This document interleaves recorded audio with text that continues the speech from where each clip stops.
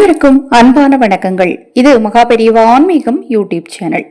21/12/2025 மார்கழி மாதத்தின் 6ஆம் நாள் ஞாயிற்றுக்கிழமையில் 3ஆம் பிறை தரிசனம்.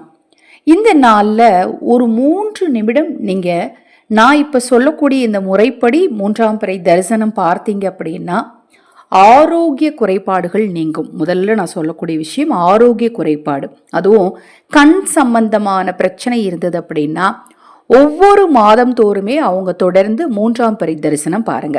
2வது நினைவாற்றல், எனக்கு அடிக்கடி மறந்து போகுதுங்க அப்படிங்கிறவங்க தவறாம பிறை தரிசனம் பார்க்கணும். அதுவும் குறிப்பாக ஸ்கூலுக்கு போறாங்க இல்லையா, அந்த குழந்தைகளை பிறை தரிசனம் பார்க்க சொல்லுங்க, அவங்களுக்கு நினைவாற்றல் சக்தி அதிகரிக்கும். அதற்கடுத்தது கணவன் மனைவிக்குள்ள கொஞ்சம் கூட ஒற்றுமையே இல்லைங்க.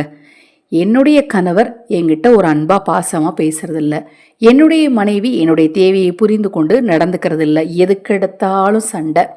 இதுக்கு காரணம் அப்படின்னு பார்த்தீங்கன்னா பண ரீதியான பிரச்சனை அல்லது தகாத உறவுகள்.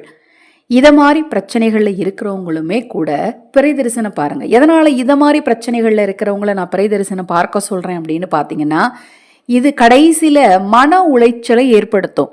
ஒரு மனிதருக்கு மன உளைச்சல் ஏற்பட்டுச்சு அப்படின்னாலே அவங்க பாவம் எவ்வளோ முயற்சி செஞ்சாலும் வாழ்க்கையில அடுத்த கட்டத்துக்கு போகவே முடியாது. அப்போ உங்க மன உளைச்சல்கள் தீர்ந்து மன நிம்மதி உங்களுக்கு கிடைக்கணும் அப்படின்னா தவறாம பிறை தரிசனம் பாருங்க. அடுத்தது பண வரவு, எனக்கு தரித்திரம் நீங்கணும் பணம் சேரணும் அப்படிங்கிறவங்களும் பிறை தரிசனம் பார்க்கணும்.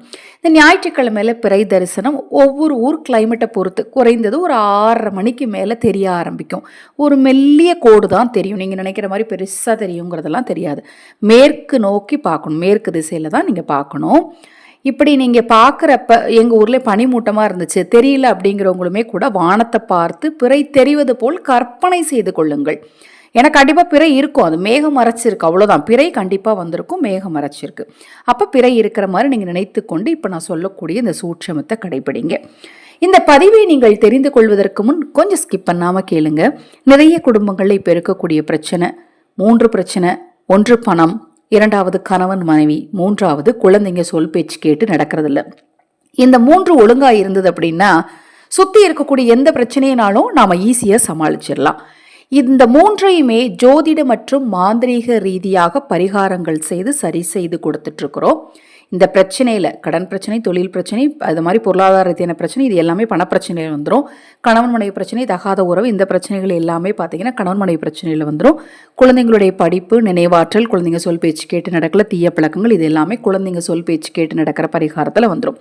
இந்த 3 பரிகாரத்தையும் நம்பிக்கையோடு செய்யுங்க, நிச்சயமாக திருப்பம் உண்டாகும், உங்க வாழ்க்கை நல்லா இருக்கும். இது மட்டுமல்லாது பூஜை பொருட்கள் தேவைப்பட்டாலும் அக்ஷய பாத்திரம் உணவளிக்கும் திட்டத்தின் மூலம் ஆதரவற்றவர்களுக்கு உணவளிக்க முன்வாருங்கள். தினம்தோறுமே நாம் அந்த பணியை செய்துட்டு இருக்கிறோம். உங்களால் தினம்தோறும் செய்ய முடியலனா கூட தினம்தோறும் பார்த்தீங்கன்னா 30 ரூபாய் செலுத்துங்கள். நான் ரொம்ப நாளாக சொல்லிட்டு இருக்கிறேன். முடியல அப்படிங்கிறவங்க உங்கள் வீட்டு குழந்தைகளுடைய பிறந்த நாள், திருமண நாள், சிறப்பு வைபவ நாட்கள், இப்போ அடுத்து பார்த்தீங்கன்னா நியூ இயர் வரப்போகுது, ஏதாவது சிறப்பு நாட்களில் மட்டுமாவது ஆதரவற்றவர்களுக்கு உணவளிக்க முன்வாருங்கள். கார்த்திகை, மார்கழி, தை இந்த 3 மாதமுமே போர்வை தானம் செய்கிறது ரொம்ப நல்லது. இப்போ நான் சொன்ன விஷயங்கள் உங்களுக்கு போர் அடிச்சாலுமே கூட இந்த அடிப்படை விஷயங்களை நம்ம சரி பண்ணிக்கிட்டோம் அப்படின்னா நம்ம வாழ்க்கை சந்தோஷமா நிம்மதியா இருக்கும். அதனாலதான் நான் தொடர்ந்து சொல்லிட்டு வரேன். நீங்க பரிகாரம் செஞ்சுக்கணும் விரும்பினாலும், அக்ஷய பாத்திரம் உணவளிக்கும் திட்டத்தின் மூலம் ஆதரவற்றவர்களுக்கு உணவளிக்க விரும்பினாலும், பூஜை பொருட்கள் வாங்க விரும்பினாலும், பஞ்சமி யாகவேள்வி, இந்த வருடத்தின் கடைசி பஞ்சமி, இந்த மகா யாகவேள்வி நடத்த திட்டமிட்டு இருக்கிறோம். உங்கள் பிரச்சனைகள் தீர யாகவேள்வியில் குங்கும அர்ச்சனை செய்து கொள்ள விரும்பினாலும் 9344692042 இந்த வாட்ஸ்அப் எண்ணுக்கு தொடர்பு கொள்ளுங்க. அதை பற்றிய தெளிவான விளக்கம் கொடுக்குறேன். இப்போ இந்த பிறையை நம்ம பார்க்குறோம், நம்ம மேற்கு திசையை நோக்கி நின்றுக்கிட்டு பார்க்குறோம். வீட்டு வாசல் நின்று பார்ப்போம், இல்லை வாசப்படிக்கிட்டு நின்று பார்ப்போம், இல்லை மொட்டை மாடியில் போய் பார்ப்போம், இல்லை பால்கனியில் நின்று பார்ப்போம். இது மாதிரி ஏதாவது ஒரு இடத்துல பார்ப்போம். வீட்டுக்குள்ளேருந்து பார்க்க முடியாது இல்லையா, வீட்டை விட்டு வெளியில் போய் தான் பார்க்கணும். அப்போ நீங்கள் வீட்டுக்குள்ளே இருந்து இந்த 2 பொருளையும் எடுத்துகிட்டு போங்க வெளியில். அதில் முதல் பொருள் என்ன அப்படின்னு பார்த்தீங்கன்னா ஒரு கைப்பிடி அரிசி. சந்திர பகவானுக்குரிய தானியம் என்ன? அரிசி. அடுத்தது கோதுமை. ஏன்னா ஞாயிற்றுக்கிழமையில பிறை தரிசனம் வந்திருக்கு. ஒரு கைப்பிடி கோதுமை எடுத்துக்கோங்க. கோதுமை இல்லை அப்படிங்கிறவங்க கவலையே படாதீங்க. ஒரு ஸ்பூன் கோதுமை ஒரு சின்ன துணியில் மூட்டையாக கட்டி எடுத்துக்கோங்க. இட்லி துணியில் கூட கட்டி எடுத்துக்கோங்க. அதுக்கப்புறம் திருப்பி அலசி போட்டு இட்லி துணியை யூஸ் பண்ணிக்கலாம். வலது கையில் பச்சை அரிசி அல்லது புழுங்கல் அரிசி எடுத்துக்கோங்க. இடது கையில் கோதுமை அல்லது கோதுமை மாவு எடுத்துட்டு போய் மனதார 3 நிமிடங்கள் கண்ணை மூடிக்கணும். முதல்ல பிறையை பார்க்கறதுக்கு முன்னாடி கண்ணை மூடி உங்கள் தேவை என்னவோ அதை மனதார சிவனிடம் சொல்லிட்டு அதன் பிறகு 3 நிமிடங்கள் தொடர்ந்து நீங்கள் பிறைய தரிசனம் பாருங்க. பார்த்துக்கிட்டே இருங்க. பார்க்கவே உங்களுக்குள்ள நேர்மறை ஆற்றல் சக்தி பெறுகிறத உங்களால் உணர முடியும். பார்த்து முடிச்சுட்டு அந்த கோதுமை அரிசியும் கால்படாத இடத்துல அப்படி வீட்டில் வாசலை செடிக்கிட்ட போட்டு விட்டீங்க அப்படின்னா எறும்புகளும் உணவாக எடுத்துக்கும். அதன் பிறகு வீட்டுக்குள்ளே கை கால் முகம் அலம்பிட்டு பூஜை அறையில் உங்களுடைய கோரிக்கைகள் என்னவோ நீங்கள் உங்கள் குலதெய்வத்திட்டையும் வேண்டிக்கோங்க. ரொம்ப ரொம்ப எளிமையான விஷயந்தான். வீட்டில் இருக்கக்கூடிய பொருளை வச்சு செய்யக்கூடிய விஷயந்தான். இப்போ இதில் ஒரு சிலருக்கு ஒரு டவுட் வரும். நாங்கள் ஞாயிற்றுக்கிழமைங்க அசைவம் சாப்பிடுவோம், நான் பிறை தரிசனம் பார்க்கலாமா அப்படின்னா, இதுக்கு முன்னாடி நான் சொன்ன எல்லாத்தையும் செஞ்சுக்கலாம். பூஜை அறைக்கு மட்டும் நீங்கள் போக வேண்டாம். மற்றபடி எல்லா விஷயத்தையும் செஞ்சுட்டு ஹால்லே உட்காந்து மனதார உங்கள் இஷ்ட தெய்வத்தையும் குலதெய்வத்தையும் வேண்டிக்கோங்க.